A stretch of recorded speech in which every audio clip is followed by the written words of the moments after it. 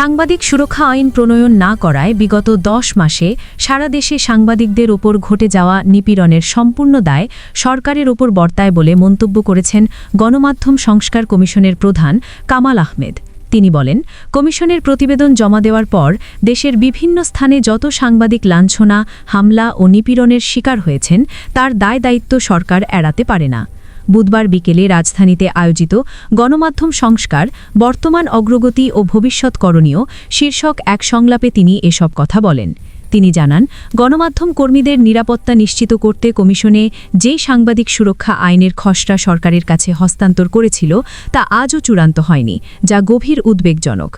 কামাল আহমেদ বলেন, কমিশনের প্রতিবেদন জমা দেওয়ার প্রায় ৯ মাস পর একটি সংবাদ ভবনে হামলা ও অগ্নিসংযোগের ঘটনা ঘটে, যেখানে প্রায় ২৮ জন সংবাদকর্মীর প্রাণহানির আশঙ্কা তৈরি হয়েছিল।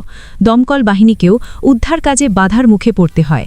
তিনি বলেন, এই ঘটনা শুধু একটি হামলা নয়, এটি রাষ্ট্রীয় ব্যর্থতার প্রতীক। তিনি আরও বলেন, এই ১০ মাসে সারা দেশে একের পর এক সাংবাদিক নিপীড়নের ঘটনা ঘটেছে। অনেক ক্ষেত্রে সাংবাদিকরা প্রাণও হারিয়েছেন।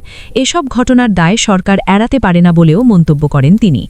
গণমাধ্যমের উপর বাড়তে থাকা চাপের বিষয়ে তিনি বলেন, সরকার সরাসরি নিষেধাজ্ঞা না দিলেও একটি সহিংস গোষ্ঠী কার্যত গণমাধ্যমের ওপর অঘোষিত নিষেধাজ্ঞা জারি করেছে, আর সরকার সেই গোষ্ঠীকে প্রশ্রয় দিয়েছে। ফলে এই দায়ও সরকারের ওপর বর্তায়। সামাজিক যোগাযোগ মাধ্যম ব্যবহার করে সাংবাদিকদের বিরুদ্ধে বিদ্বেষ ছড়ানো হচ্ছে বলেও অভিযোগ করেন তিনি।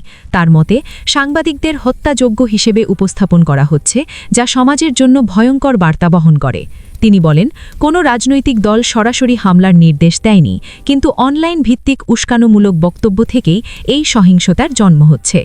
এই আলোচনায় আরও বক্তব্য দেন বিভিন্ন পেশাজীবী, শিক্ষক, আইনজীবী ও সাংবাদিকরা।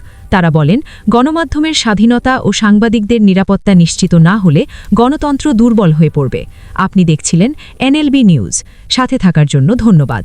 পরবর্তী আপডেট জানতে এখনই সাবস্ক্রাইব করুন আমাদের চ্যানেল। ধন্যবাদ।